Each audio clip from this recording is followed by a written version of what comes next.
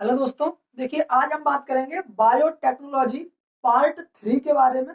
और पार्ट 1 और पार्ट 2 में बायोटेक्नोलॉजी के पोर्शन में लगभग हमने आपको प्लांट टिश्यू कल्चर का आधा पोर्शन लगभग हमने आपको कवर करवा दिया है, और लगभग बचा हुआ आपका आधा सिलेबस है वह जो है हम आपको इस वीडियो में प्रोवाइड करा देंगे। देखिए, हमने उसमें जो है आपका प्लांट टिश्यू कल्चर के अंतर्गत meristem culture, anther culture, pollen culture, इन सभी चीजों के बारे में आपको बता दिया था। आज जो आपका टर्म है वह है आपका सोमा क्लोनल वेरिएशंस। देखिए, सोमा क्लोनल वेरिएशंस को समझने के लिए समझिए थोड़ा क्या है कि सोमा क्लोनल वेरिएशंस किसे कहते हैं। सबसे पहले यह समझिए कि सोमा क्लोनल वेरिएशंस किसे कहते हैं। तो देखिए, इन विट्रो की गई पादप कोशिकाओं इन विट्रो की गई पादप कोशिकाओं की संततियों में, यानी कि जो उसमें जो उसके आपको संतति होती है वह जो हमें प्राप्त होती है इन विट्रो की गई पादप कोशिकाओं की संततियों में, जो हमें आनुवंशिक विभिन्नता या कह सकते हैं जेनेटिकली वेरिएशंस हमें प्राप्त होते हैं या देखने को मिलते हैं, उसे हम सोमा क्लोनल वेरिएशंस कहते हैं। ठीक है, यानी कि पादप कोशिकाओं, कौन सी पादप कोशिकाओं? इन विट्रो की गई पादप कोशिकाओं की संततियों में जब हमें आनुवंशिक विभिन्नताएं देखने को मिलती हैं, वह जो है आपकी सोमा क्लोनल वेरिएशंस कहलाती हैं। अब देखिए, Soma clonal variation Soma clonal variations term सर्वप्रथम 1981 में लार्किन एंड स्कोवराफ्ट नामक वैज्ञानिक ने दिया था। स्कोवराफ्ट। तो देखिए, सोमा क्लोनल वेरिएशंस के बारे में यदि पूछा जाए कि सोमा क्लोनल जो आपका वर्ड है वह किसने दिया, तो यह वर्ड जो है आपका 1981 ईस्वी में, सर्वप्रथम 1981 ईस्वी में लार्किन एंड स्कोवराफ्ट नामक वैज्ञानिक ने दिया था।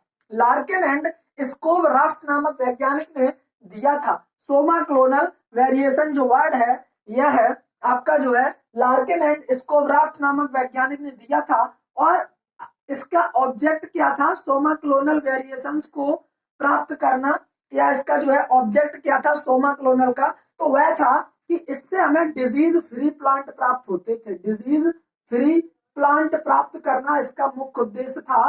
नंबर 1 डिजीज फ्री प्लांट प्राप्त करना, नंबर दूसरा स्ट्रेस फ्री प्लांट प्राप्त करना। कैसे? स्ट्रेस फ्री प्लांट प्राप्त करना।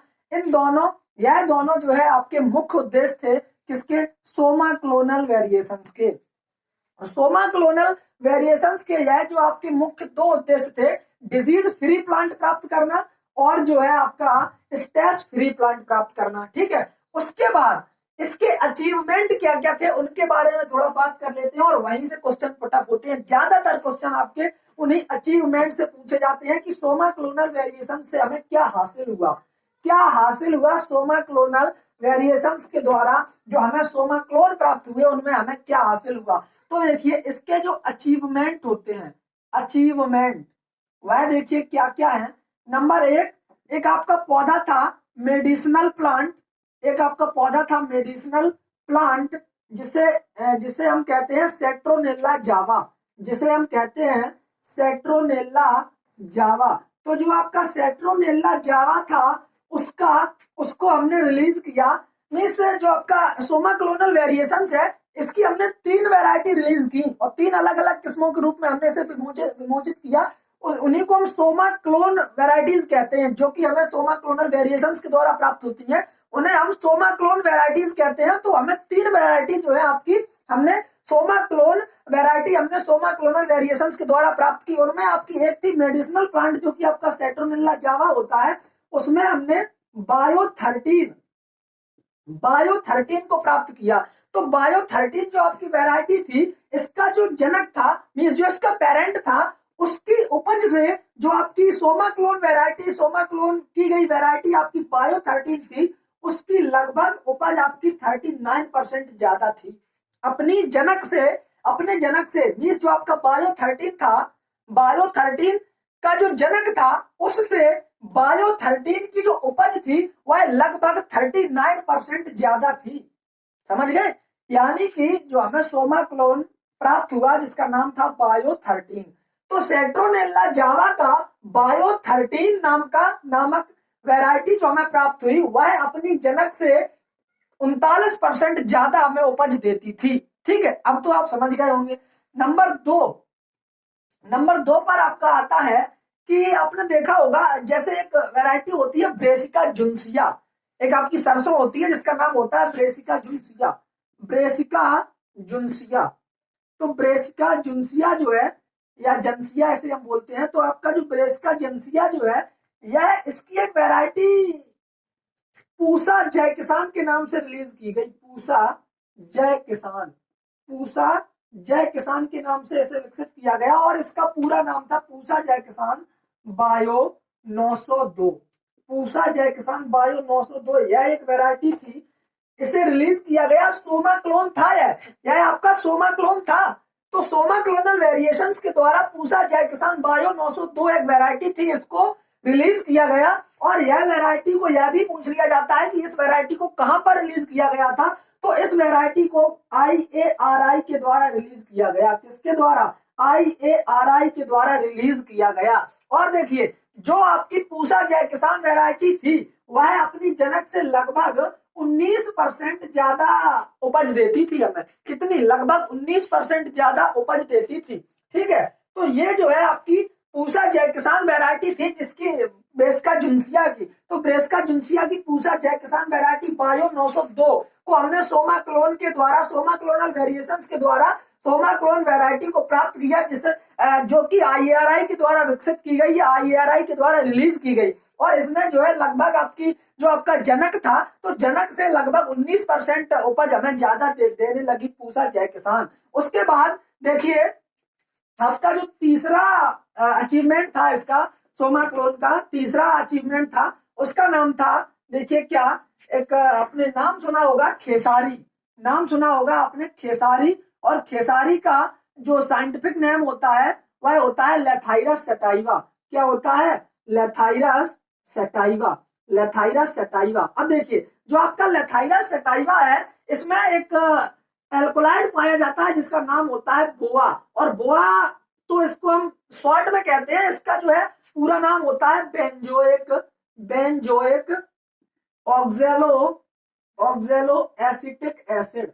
बेंजोइक ऑक्सैलो एसिटिक एसिड, यह जो है आपका एक बोआ जो आपका एल्कोलाइड है, बेंजोइक ऑक्सैलो एसिटिक एसिड, यह आपका एल्कोलाइड है, यह आपका खेसारी लेथाइरस सटाइवा में पाया जाता है। और खेसारी जो है यह एक दाल के रूप में प्रयोग की जाती है। तो देखिए पहले इसका प्रयोग दाल के रूप में नहीं किया जाता था क्योंकि इसमें जो आपका तीखा या विषैला पदार्थ या एल्कोलाइड पाया जाता था जिसका नाम बेंजोइक ऑक्सैलो एसिटिक एसिड होता है। तो सोमा क्लोनल वेरिएशंस के द्वारा हमने एक वैरायटी डेवलप की। सोमा क्लोनल वेरिएशंस के द्वारा हमने एक वैरायटी डेवलप की जिसका नाम था रत्ना बायो 2121। रत्ना बायो 2121 यह आपका सोमा क्लोनल वेरिएशंस के द्वारा प्राप्त की गई वैरायटी सोमा क्लोन थी। रत्ना बायो 2121, इसमें वैज्ञानिकों ने क्या किया, इस वैरायटी में जो आपकी बोआ की मात्रा थी उसे कम कर दिया। जो आपकी बोआ की मात्रा थी मींस बेंजोइक ऑक्सैलो एसिटिक की मात्रा थी उसमें रत्ना बायो 2121 में इसे कम कर दिया। सोमा क्लोनल वेरिएशंस के द्वारा जब हमने इसे कम कर दिया तो अब यह जो है इसकी दाल मानव प्रयोग में लाई जाने लगी। इसकी जो दाल है वह मानव प्रयोग में लाई जाने लगी। तो अब जो है खेसारी का प्रयोग, खेसारी जो आपकी दाल है उसका प्रयोग हम कर लेते हैं, लेकिन पहले नहीं किया जाता था क्योंकि इसमें जो है बोआ नामक एक एल्कोलाइड पाया जाता था, यानी कि बेंजोइक ऑक्सैलो एसिटिक एसिड नामक एल्कोलाइड पाया जाता था जो कि तीखा और विषैला होता है, जो कि हमारे लिए घातक भी होता है। इसलिए हम इसका प्रयोग दाल में नहीं करते थे। लेकिन जब से रत्ना बायो 2121 वैरायटी डेवलप की गई है तो इसका प्रयोग हम मानव दाल में कर लेते हैं। ठीक है, ये थे इसके अचीवमेंट्स, ये थी इसके अचीवमेंट्स की बात। अब देखिए इसके बाद एक चीज आती है, जैसे ये तो था आपका सोमा क्लोनल वेरिएशंस।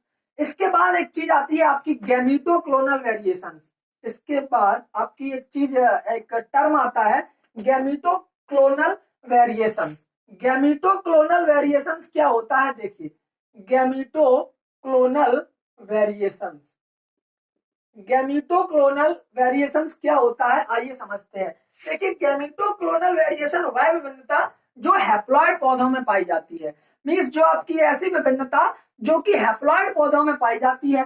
तो यह जो है हैप्लॉइड पौधों में पाई जाती है, किसमें, हैप्लॉइड पौधों में, हैप्लॉइड पौधों में पाई जाती है। ठीक है, अब देखिए गैमीटोक्लोनल वेरिएशंस उन्हीं पौधों में पाए जाते हैं जो कि आपकी हैप्लॉइड होती है, और हैप्लॉइड के अलावा एक चीज और होती है जो कि हम आपको बता दें कि जिनमें क्रोमोसोम नंबर गैमेटिक पाए जाते हैं, जिनमें गैमेटिक क्रोमोसोम नंबर पाए जाते हैं उन्हीं में आपकी क्रोमोसोम नंबर जो है गैमेटिक पाए जाते हैं, गैमेटिक। तो जिनमें गैमेटिक क्रोमोसोम नंबर पाए जाते हैं उन्हीं में गैमीटोक्लोनल वेरिएशंस होता है।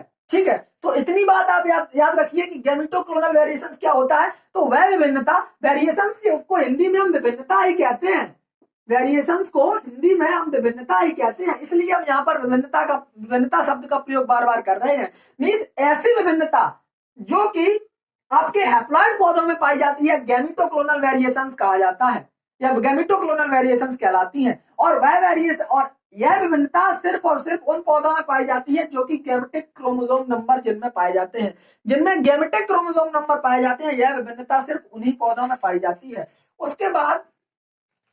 इसके बाद देखिए क्या होता है कि ये तो चीज हो गई आपकी सोमा क्लोनल वेरिएशंस और गैमीटोक्लोनल वेरिएशंस को आप आसानी से समझ गए होंगे। देखिए सोमा क्लोनल वेरिएशंस वही चीज हमने आपको बताई कि इन विट्रो की गई पादप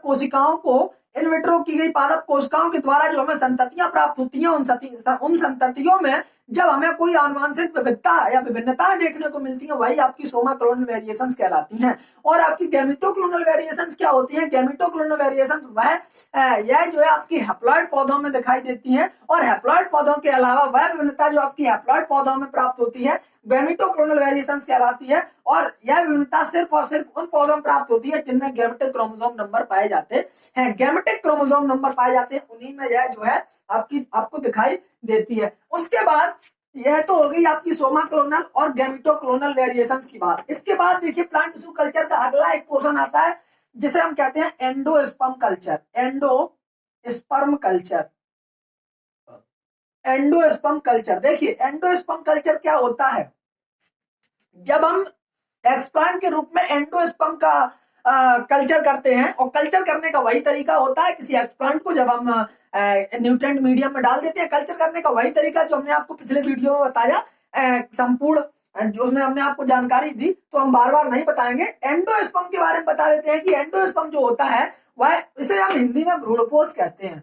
क्या कहते हैं, इसे हम हिंदी में भ्रूणपोष के नाम से जानते हैं या भ्रूणपोष कहते हैं। तो देखिए जब एक कोई बीज होता है, थोड़ा सा समझ लीजिए कि जो आपका बीज होता है, बीज में दो भाग होते हैं, बीज के दो भाग होते हैं, एक होता है एम्ब्रियो और दूसरा होता है एंडोस्पर्म। यदि आपने गेहूं का बीज देखा हो, गेहूं का बीज जिसे हम टिटकम एस्टिवम के नाम से जानते हैं, यदि आपने देखा होगा तो मान लीजिए कि यह आपका व्हीट है, मान लीजिए कि यह आपका एक गेहूं का बीज है, और गेहूं के बीज में आपने देखा होगा कि ऐसी कुछ संरचना पाई जाती है, एक इधर बिल्कुल किनारे पर एक संरचना पाई जाती है जहां से एक ऐसी रेखा आती है, वहीं पर ऐसी संरचना पाई जाती है, उसमें कई हमें फाइबर्स से निकले दिखाई देते हैं।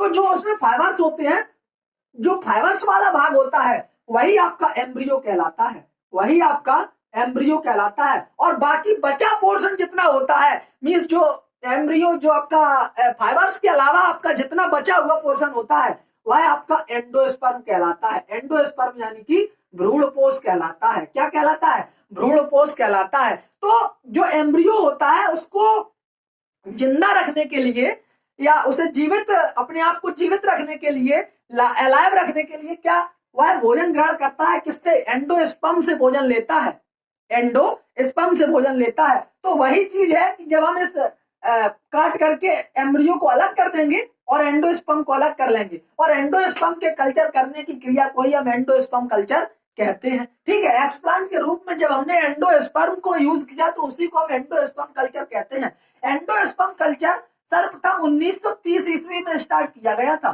कब, 1930 ईस्वी में स्टार्ट किया गया। एंडोस्पर्म कल्चर 1930 ईस्वी में शुरू किया गया था। और देखिए इसमें जो है परिपक्व और अपरिपक्व, परिपक्व और अपरिपक्व, अपरिपक्व, परिपक्व और अपरिपक्व दोनों प्रकार के एंडोस्पर्म का प्रयोग किया जाता है, दोनों प्रकार के एंडोस्पर्म का प्रयोग किया जाता है। तो जो आपका एंडोस्पर्म होता है उसमें हम या तो एंडोस्पर्म आपका परिपक्व हो चुका हो और ना भी हुआ हो, मैच्योर और प्रीमैच्योर दोनों प्रकार के एंडोस्पर्म का प्रयोग हम करते हैं। और एंडोस्पर्म कल्चर जो है 1930 ईस्वी में स्टार्ट हुआ था। इसका जो मेन ऑब्जेक्ट था, मेन ऑब्जेक्ट क्या था? एंडोस्पर्म कल्चर का मेन ऑब्जेक्ट था ट्रिप्लॉइड पौधों को प्राप्त करना। क्या? ट्रिप्लॉइड पौधों को प्राप्त करना, ट्रिप्लॉइड पौधों को प्राप्त करना। ठीक है, तो देखिए थोड़ा सा याद रखना चीजें, जहां पर कंफ्यूजन होती है क्वेश्चन वहीं से पुटअप होता है। एंडोस्पर्म कल्चर के बारे में यदि बात करें तो एंडोस्पर्म कल्चर जो है वह ट्रिप्लॉइड पौधों को प्राप्त करता है। ठीक है, और आपका जो हमने पहले बताया था हैप्लॉइड, हैप्लॉइड में जैसे आपका एंथर कल्चर और पॉलन कल्चर, ठीक है, ओवेरी कल्चर, ये सभी हैप्लॉइड। और उसके पहले जो हमने आपको सोमा क्लोनल वेरिएशन ये सभी बताए, और वो जो है आपके डिजीज फ्री प्लांट प्राप्त करते हैं और जो है आपके स्ट्रेस लेस प्लांट प्राप्त करते हैं। और उससे पहले मेरिस्टेम कल्चर बताया था, तो मेरिस्टेम कल्चर में वायरस फ्री प्लांटों को प्राप्त किया जाता था। ठीक है, तो चीजों को लगातार एक क्रम में बनाए रखना और उनको याद रखना, यही एक क्रम होता है कि हमें लगातार चीजें ज्यादा समय तक याद रहें। तो चीजों को थोड़ा सा अच्छी तरीके से एलेबोरेट कीजिए और उन्हें अच्छे तरीके से डिस्क्राइब कीजिए, तब चीजें हमारे समझ में आती हैं। तो एंडोस्पर्म कल्चर से रिलेटेड जो आपके पॉइंट बन रहे थे वह जो है आपके यह है कि यह जो है भ्रूणपोष होता है और इसमें जो है इसका एंडोस्पर्म कल्चर जो है 1930 में स्टार्ट किया गया है। इसमें परिपक्व और अपरिपक्व दोनों प्रकार के एंडोस्पर्म का यूज किया जाता है और इसका जो मेन ऑब्जेक्ट था वह था ट्रिप्लॉइड पौधों को प्राप्त करना, ट्रिप्लॉइड पौधों को प्राप्त करना ही इसका मेन उद्देश्य होता है। ठीक है, अब देखिए एंडोस्पर्म कल्चर हो गया। एंडोस्पर्म कल्चर के बाद बात आती है एम्ब्रियो कल्चर। क्या आता है? Embryo culture. देखिए एम्ब्रियो कल्चर क्या होता है? जब हम एक्सप्लांट के रूप में एम्ब्रियो का प्रयोग करते हैं कल्चर करने के लिए, जब हम एक्सप्लांट के रूप में किसी एम्ब्रियो का, किसी बीज के एम्ब्रियो का प्रयोग करते हैं, वही आपका एम्ब्रियो कल्चर कहलाता है। क्या कहलाता है? एम्ब्रियो कल्चर कहलाता है। अब देखिए एम्ब्रियो कल्चर जो है कैसे निकाला जाता है? जो विकसित हो रहे बीजों, यह जो है एम्ब्रियो कल्चर ज्यादातर यंग एम्ब्रियो, जो आपके यंग एम्ब्रियो होते हैं उन्हीं का प्रयोग किया जाता है एम्ब्रियो कल्चर में। जैसे कि इसकी हम परिभाषा की बात करें तो विकसित हो रहे बीजों में से यंग एम्ब्रियो को निकाल कर कल्चर करने की क्रिया को ही हम एम्ब्रियो कल्चर कहते हैं। तो पूछा जा सकता है कि एम्ब्रियो कल्चर में हम कैसे एम्ब्रियो का प्रयोग करते हैं? सामान्यतया या ज्यादातर तो यंग एम्ब्रियो का प्रयोग करते हैं। देखिए यंग एम्ब्रियो का जब हम प्रयोग करते हैं तो इसमें सामान्यतः या ज्यादातर यंग एम्ब्रियो का प्रयोग किया जाता है, यंग एम्ब्रियो का प्रयोग किया जाता है। लेकिन किन्हीं या कई स्पीसीजों में जो है इसका प्रयोग एम्ब्रियो कल्चर में हम परिपक्व बीजों में से हम एम्ब्रियो को निकाल कर भी इसका प्रयोग करते हैं। जैसे आपका आयरिस होता है और ऑर्किड्स होता है। आयरिस और ऑर्किड्स के बारे में हम आपको आगे बताएंगे, उनके बारे में हम आगे बात करेंगे। उससे पहले इससे जुड़े हुए कुछ टर्म है उनको समझ लीजिए कि यंग एम्ब्रियो, और जब यंग एम्ब्रियो को हम कभी यंग एम्ब्रियो को डायरेक्ट यदि हम कल्चर कर देते हैं, सीधे कल्चर कर देते हैं, तो वहां पर एम्ब्रियो जो होता है, यंग एम्ब्रियो जो होता है वह जीवित नहीं रह पाता है। कई स्पीसीजों के साथ ऐसा देखने में पाया गया या ऐसा देखा गया कि हमने जब यंग एम्ब्रियो को डायरेक्ट कल्चर किया, तो जब हमने यंग एम्ब्रियो का डायरेक्ट कल्चर किया तो वहां पर एम्ब्रियो जो होता है वह मर जाता है, जीवित नहीं बच पाता है। तो इसके लिए हमने क्या किया? वहां पर एक टेक्निक का प्रयोग किया और वह टेक्निक क्या थी? हम जिस एम्ब्रियो को मींस जब हम बीजों से यंग एम्ब्रियो को निकाल करके पहले से कृत्रिम पोष पदार्थ पर भ्रूणपोष विकसित हो रहे भ्रूणपोष में जब हम ट्रांसप्लांट कर देते हैं, किसको? यंग एम्ब्रियो को, तो वह टेक्निक आपकी एम्ब्रियो नर्स टेक्निक कहलाती है। एम्ब्रियो नर्स टेक्निक कहलाती है। हो सकता है कि आपसे पूछ ले कि एम्ब्रियो नर्स टेक्निक या एंडोस्पर्म टेक्निक किसे कहते हैं। तो देखिए समझिए क्या होता है। एक आपकी ये मान लीजिए इन विट्रो या परख नली, ठीक है, परख नली, उसमें ये आपका न्यूट्रिएंट मीडियम है, न्यूट्रिएंट मीडियम है। इसमें हमने पहले से ग्रो करके रखा था क्या? इसमें हमने पहले से ग्रो करके रखा था क्या? ग्रो किया हुआ था जो आपका कल्चर कर रहे थे हम एंडोस्पर्म का, ठीक है, एंडोस्पर्म का हम कल्चर कर रहे थे। तो एंडोस्पर्म का जब हम कल्चर कर रहे थे तो उससे उस पर ही हमने जो आपके एम्ब्रियो को हमने कट किया, एम्ब्रियो को हमने सेपरेट किया, उस एम्ब्रियो को हमने उसी कल्चर करते हुए एंडोस्पर्म के ऊपर हमने उसे ट्रांसप्लांट कर दिया। तो ये जो है ये आपके एम्ब्रियो हैं, ये आपके एम्ब्रियो हैं, और यह जो है आपका यह आपका एंडोस्पर्म है। क्या है? एंडोस्पर्म है। और ये जो है आपका न्यूट्रिएंट मीडियम है। तो न्यूट्रिएंट मीडियम में एंडोस्पर्म कल्चर जब हो रहा होता है वहीं पर हम एम्ब्रियो को ट्रांसप्लांट कर देते हैं। किस दशा में? जब यंग एम्ब्रियो हमारा नष्ट हो जाता है या जीवित नहीं रह पाता है, ठीक है, जब यंग एम्ब्रियो हमारा कई स्पीसीजों में जब यंग एम्ब्रियो जीवित नहीं रह पाता है तो ऐसी दशा में हम क्या करते हैं, जो आपका एंडोस्पर्म का कल्चर किया जाता है, जो कृत्रिम पोषक पदार्थ पर यंग एंडोस्पर्म का कल्चर किया जाता है, तो कल्चर करने के बाद कल्चर होने की अवस्था में ही हम एम्ब्रियो को वहां पर ट्रांसप्लांट कर देते हैं। तो यह टेक्निक आपकी एम्ब्रियो नर्स टेक्निक या एंडोस्पर्म टेक्निक के नाम से जानते हैं, एंडोस्पर्म टेक्निक के नाम से जानते हैं, ठीक है। तो ये जो है हो सकता है कि आपसे पूछ ले कि एंडोस्पर्म टेक्निक या एम्ब्रियो नर्स टेक्निक किसे कहते हैं। तो ऐसी दशा जहां पर यंग एम्ब्रियो नष्ट हो जाते हैं, उनका कल्चर नहीं हो पाता है, तो ऐसी दशा में हम क्या करते हैं, जो आपके एम्ब्रियो हैं यंग एम्ब्रियो को निकालकर कल्चर हो रहे एंडोस्पर्म के ऊपर जब हम ट्रांसप्लांट कर देते हैं, तो यह विधि आपकी एम्ब्रियो नर्स टेक्निक कहलाती है। और देखिए एम्ब्रियो कल्चर के द्वारा हमने कई ऐसे संकरों को विकसित किया जिन्हें विकसित कर पाना संभव कठिन ही नहीं बल्कि असंभव ही था। तो एम्ब्रियो कल्चर के द्वारा हमने, बात वही है कि विज्ञान से कुछ जीता ही नहीं, यानी कि विज्ञान ऐसी चीज है जो कि उससे कुछ असंभव है ही नहीं। तो हमने वहां पर असंभव को संभव कर दिया और कुछ ऐसे संकरों का प्रयोग किया, कुछ ऐसे संकरों को विकसित किया जो कि जिनको विकसित कर पाना कठिन ही नहीं बल्कि असंभव ही था। उनमें जैसे आपका एक आता है हार्डियम, हार्डियम मतलब जौ, और सिकेल का हमने क्रॉस करवाया। तो ये जो है आपका संकर है, ठीक है। अब देखिए दूसरी चीज, इसके अलावा क्या पूछा जा सकता है, जैसे कि इसके बारे में कभी कभी पूछा जा सकता है कि आपका जो है इसे हम प्रयोग कहां पर करते हैं, इसे हम प्रयोग कहां करते हैं। तो एप्लीकेशन में हम इसे प्रयोग कहां पर करते हैं। देखिए एक तो आपके डिस्टेंट हाइब्रिड,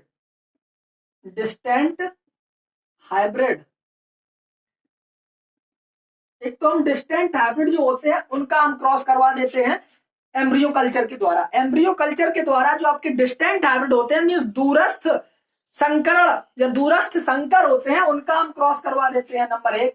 नंबर 2, जो आपकी इंटर स्पेसिफिक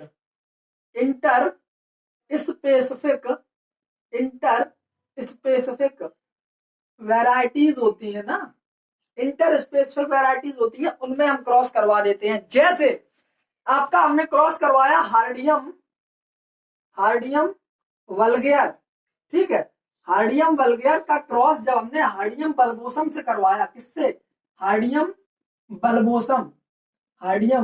बल्बोसम से करवाया। तो देखिए थोड़ा सा आप कंफ्यूज मत होना। देखिए इंटर का मतलब होता है कि यहाँ पर इंटर स्पेसिफिक लगा है, इंटर का मतलब होता है डिफरेंट। तो यहाँ पर डिफरेंट क्या है, स्पीसीज जो है वह आपकी डिफरेंट है, लेकिन इनके जीनस समान है। हार्डियम है, वल्गेयर बल्बोसम, यानी कि इनके जो स्पीसीज है वह अलग अलग है, इसीलिए यहाँ पर इंटर का शब्द का प्रयोग किया गया है। यदि आपने अभी तक हमारे जो डिफरेंट होते हैं जैसे कि इंटर स्पेसिफिक, इंटर जेनरिक, और आपका इंट्रा स्पेसिफिक, इंट्रा जेनरिक, ये जो चीजें होती हैं, यदि इनमें आप अभी तक कंफ्यूज हैं तो हमने आपको एक वीडियो प्रोवाइड कराया है। आप हमारी प्लेलिस्ट पर जाएंगे, वहां पर आपको different, inter specific, inter varietal, inter generic, ये सभी प्रकार की चीजें आपको वहां पर मिल जाएंगी। और शायद है कि यदि आपने वो वाला वीडियो हमारा देख लिया तो शायद है कि जिंदगी में आप कभी नहीं भूलेंगे कि इंटर और इंट्रा में अंतर क्या होता है, इंटर स्पेसिफिक क्या होते हैं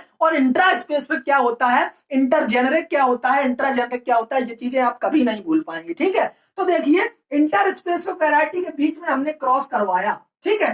तो ये जो है आपका दुगुड़ डिप्लॉयड था, ठीक है।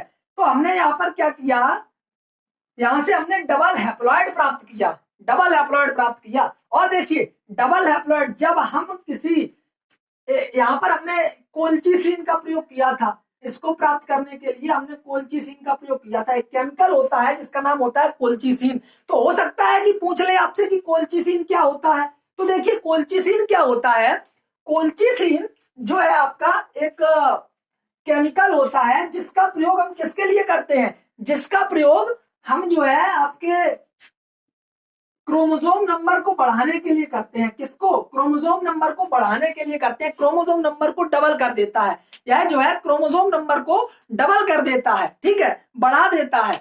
तो वहां पर हम कोल्चिसिन का प्रयोग करते हैं। तो यहाँ पर हमने यही किया, हार्डियम बल्गेर और हार्डियम बल्बोसम का हमने एम्ब्रियो लिया और एम्ब्रियो का क्रॉस करवाया। क्रॉस करवाने के बाद हमें हैप्लॉयड प्राप्त हुआ और हैप्लॉयड प्राप्त होने के बाद हमने उसमें कोल्चिसिन नामक केमिकल का प्रयोग किया। और कोल्चिसिन नामक केमिकल का जैसे ही हमने वहां पर प्रयोग किया तो कुछ समय बाद हमें वहां पर डबल हैप्लॉयड प्राप्त हुआ, डबल हैप्लॉयड प्राप्त हुआ। तो ये सारी बात थी आपकी इंटर स्पेसिफिक वैरायटीज के बीच में हमने क्रॉस करवा दिया, ठीक है। तो इंटर स्पेसिफिक वैरायटीज को क्रॉस करवाना एम्ब्रियो कल्चर से असंभव हो गया। और उसके बाद नंबर 3 पर आता है आपका ऑर्किड में प्रवर्धन करना। ऑर्किड में प्रवर्धन, तो इसके माध्यम से हम ऑर्किड में प्रवर्धन भी करवा सकते हैं। अब देखिए ऑर्किड में प्रवर्धन की बात आई तो हम आपको थोड़ा सा बता दें कि जो ऑर्किड के बीज होते हैं उनमें जो भ्रूणपोष होता है वह ना के बराबर पाया जाता है। मीन्स जो उनमें भ्रूणपोष होता है या एंडोस्पर्म होता है वह ना के बराबर पाया जाता है, उनमें भ्रूणपोष बिल्कुल नहीं पाया जाता है। इसलिए वहां पर हम क्या करते हैं, एम्ब्रियो को निकाल करके उसका कल्चर किया जाता है। परिपक्व बीजों से एम्ब्रियो को निकाल करके ऑर्किड का कल्चर किया जाता है। तब वहां पर हमें ऑर्किड का प्रवर्धन करने में यहां से हमें सफलता मिली, सरल हो गया। एम्ब्रियो कल्चर के द्वारा ऑर्किड का प्रवर्धन किया जाने लगा तो इसमें हमें सफलता मिली, ठीक है। तो चीजें, और उसके बाद कई चीजें आसान हो गई। जैसे एक तो प्रसुप्ति निवारण के लिए इसका प्रयोग किया जाने लगा। प्रसुप्ति निवारण का मतलब होता है जब बीजों में डोरमेंसी अवस्था होती है तो उसको तोड़ने के लिए। देखिए जैसे कि आपका एक आता है आयरिस होता है और आपका प्रूनस होता है, प्रूनस। तो इनमें जो है क्या इनके बीज जो होते हैं वह लंबे समय तक डोरमेंट अवस्था में रहते हैं, लंबे समय तक डोरमेंट अवस्था में रहते हैं। तो इनमें कुछ केमिकल्स पाए जाते हैं जिनके कारण इनके जो बीज होते हैं वह लंबे समय तक डोरमेंसी अवस्था में रहते हैं। तो इनकी डोरमेंसी अवस्था को तोड़ने के लिए या उनकी डोरमेंसी अवस्था को कम करने के लिए हमने क्या किया, एम्ब्रियो कल्चर को इनसे हम निकाल लेते हैं और उनका कल्चर करते हैं ताकि हमें नया पौधा प्राप्त हो जाता है। तो ये जो है इनसे हमें नए प्लांटलेट्स प्राप्त होते हैं और प्लांटलेट्स प्राप्त होने के बाद उनको हम फील्ड में ट्रांसफर कर देते हैं और ट्रांसफर करने के बाद वो चीजें हमारी सक्सेस हो जाती हैं। तो ये बात थी आपकी एम्ब्रियो कल्चर की। एम्ब्रियो कल्चर किस प्रकार से होता है, जब हम एक्सप्लांट का प्रयोग एक्सप्लांट के रूप में जब हम एम्ब्रियो का प्रयोग करते हैं तो वहीं पर एम्ब्रियो कल्चर कहलाता है। उसके एप्लीकेशन में हमने आपको बताया जो आपकी दूरस्थ संकरण होते हैं उनके बीच में क्रॉस करवाना संभव हो गया। इंटर स्पेसिफिक वैरायटीज के बीच में हमने क्रॉस करवाया, जैसे कि हार्डियम बल्गेर और हार्डियम बल्बोसम के बीच में हमने जब क्रॉस करवाया तो वहां पर हमें डबल हैप्लॉयड प्राप्त हुआ कोल्चिसिन के प्रयोग से। कोल्चिसिन जब हमें जल्दी से किसी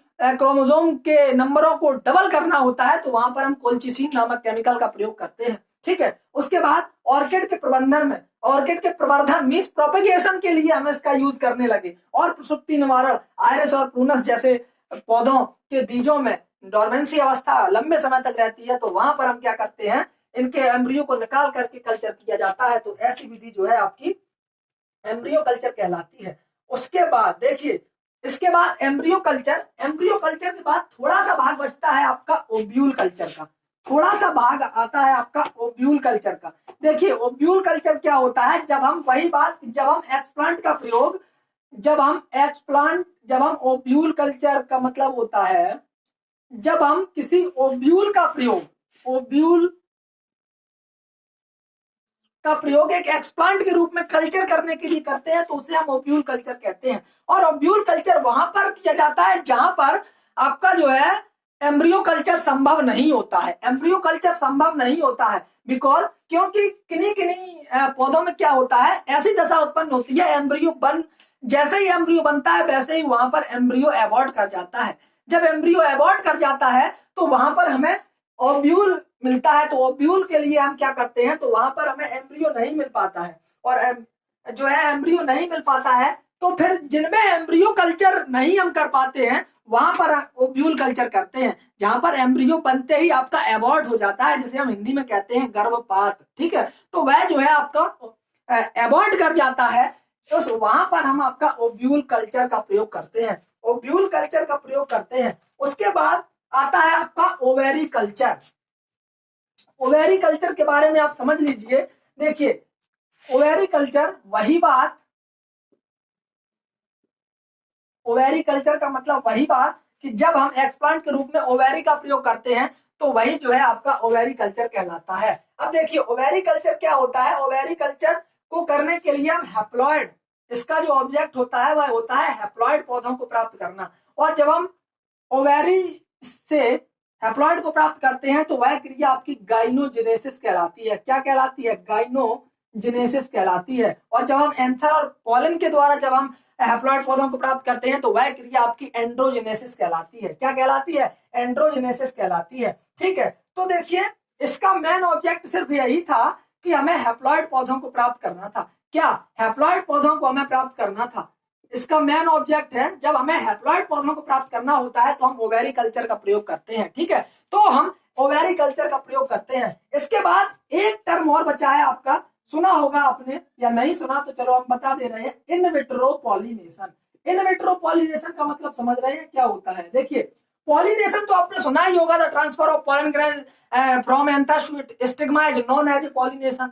मींस परागकण का जब हम वर्तिका तक पहुंचा देते हैं, किसी मेल पार्ट से फीमेल पार्ट तक परागकण को पहुंचा देते हैं तो वही आपका पॉलिनेशन कहलाता है। यदि आपने पॉलिनेशन वाला हमारा वीडियो नहीं देखा है तो आप हमारे चैनल पर जाकर के देख सकते हैं। पॉलिनेशन के बारे में हमने आपको बहुत ही अच्छी तरीके से बताया है, शायद है कि उसमें हमने कुछ छोड़ा हो, कुछ नहीं छूटा है, हर चीज हमने आपको वहां पर बताई है। पॉलिनेशन बहुत ही अच्छी तरीके से एक्सप्लेन किया है। ठीक है, तो यदि आप चाहें तो देख सकते हैं, लेकिन बात यहाँ पर हम करेंगे इन विट्रो पॉलिनेशन की। देखिए इन विट्रो पॉलिनेशन में क्या होता है, इन विट्रो पॉलिनेशन में इन विट्रो कल्चर किए गए ओवेरी, इन विट्रो कल्चर किए गए ओवेरी मींस जो ओवेरी होता है उसका इन विट्रो कल्चर किया जाता है, इन विट्रो तरीके से उगाया जाता है। और उस ओवेरी जो आपका इन विट्रो किया गया ओवेरी के वर्तिकाग्र पर सीधे या बीजांडों पर परागकणों के पहुंचने को इन विट्रो पॉलिनेशन कहते हैं। जो आपका इन विट्रो किया हुआ आपका जो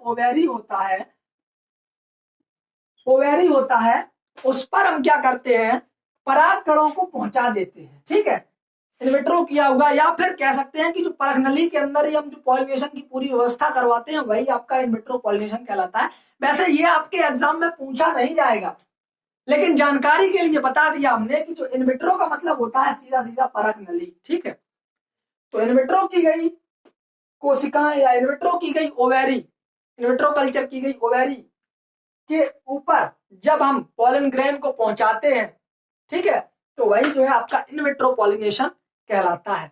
तो ये जो था आपका आज का वीडियो, इसमें आपको कहीं भी कोई भी त्रुटि लगी हो या फिर आपको कहीं भी कंफ्यूजन हुई हो तो देखिए आप हमें क्या करें, कमेंट सेक्शन में बता दें। हम आपको या तो हम अलग से वीडियो दे देंगे उसका, या फिर हम वहीं कमेंट में आपको कोई कमेंट करके बता देंगे। लेकिन आपको कंफ्यूजन नहीं होनी चाहिए किसी भी प्रकार की। तो देखिए हमने वहां पर हम जो है आपको उसका जो है सॉल्यूशन देंगे। यदि आपको कहीं भी कंफ्यूजन होता है तो हम उसको आपके कंफ्यूजन को सॉल्यूशन में बदलने का प्रयास करेंगे। ठीक है, तो ये था आपका बायोटेक्नोलॉजी का पार्ट 3। उसके पहले हम आपको 2 वीडियो प्रोवाइड करा चुके हैं जो कि आगामी परीक्षा छत्रपति साहू जी महाराज के बारे में आपको नॉलेज कराएगी, और कई प्रकार के जो आपके कॉम्पिटिटिव एग्जाम्स होते हैं उनमें भी इनका विशेष महत्व होता है। ठीक है, तो आज की क्लास ओवर होती है, आपसे आगे मिलेंगे अगले वीडियो में। तब तक के लिए जय हिंद, जय भारत, धन्यवाद।